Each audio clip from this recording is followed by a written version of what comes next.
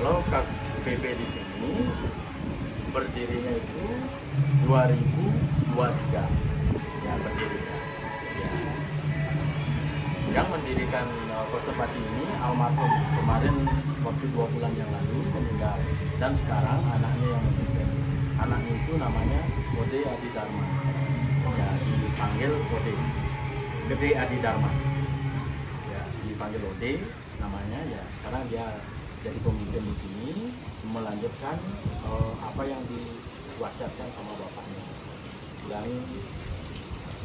nanti program itu akan dijalankan sama anaknya. Ya.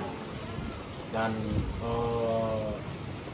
awal mula konservasi ini berdiri, ya awal mula konservasi ini berdiri kebetulan almarhum pernah bercerita sama saya bahwa dia itu iseng sama teman-temannya itu duduk di pinggir pantai melihat penyu yang bertelur, dan ada beberapa orang mengambil telur penyu itu untuk dimakan, padahal penyu itu sudah dilindungi. Makanya muncullah inisiatif untuk mendirikan konservasi untuk melindungi penyu. Awal mulanya. Jadi cuma karena iseng akhirnya Ya. gitu. Oh ya, kalau di khususnya konservasi ini kita mengevakuasi telurnya itu sepanjang Pantai Sanur. Ya, itu udah program di sini itu berupa aktivitasnya kayak cari telur, monitoring setiap paginya itu kita punya tim. Timnya kita itu 4 orang yang rutin mencari telur itu sepanjang Pantai Sanur. Dan juga kalau kita ketemu penyu bertelur itu kita harus awasi. Karena apa? Kalau penyu tidak diawasi, sepanjang Pantai Sanur ini kan banyak predator penyu seperti anjing. Dia bisa memakan, induknya langsung dimakan. Soalnya sudah ada beberapa kasus yang dimakan sama anjing penyunya. Dimakan lehernya, tangannya, dia sampai mati.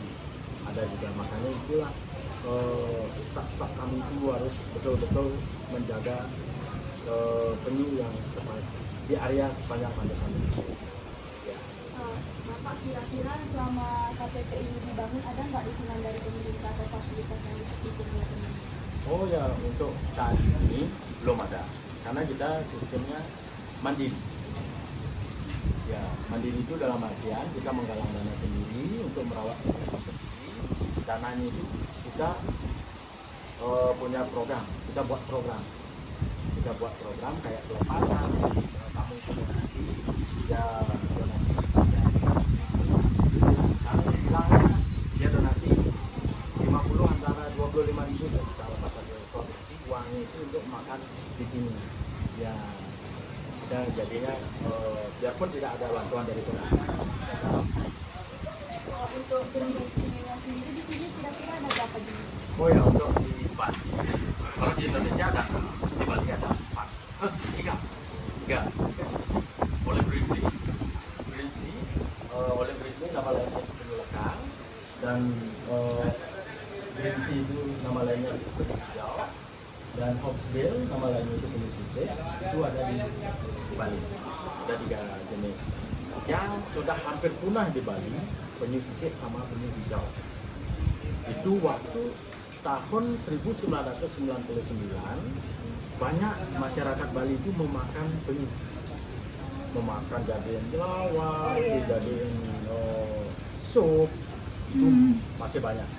Nah, semenjak itulah dibangun konservasi penyu biar menambah kesadaran masyarakat.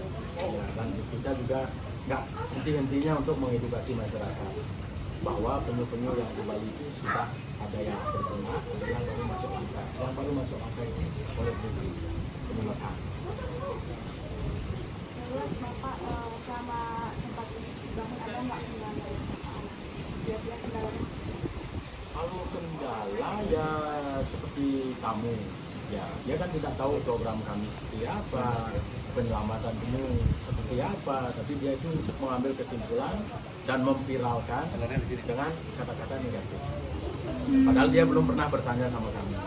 Nah, jadinya kan image kami itu jadinya jelek di mata ini. Nah, setelah ada seperti banyak orang datang ke sini bertanya, ini kenapa penyu yang besar di sini bisa diam di sini. Nah, kita jelaskan bahwa penyu besar itu kita hasil rescue karena dia itu sakit di lautan, dibawa sini sama nelayan, dan kita jelaskan bla bla bla bla, dan semua tamu-tamu yang itu sekarang udah mengerti.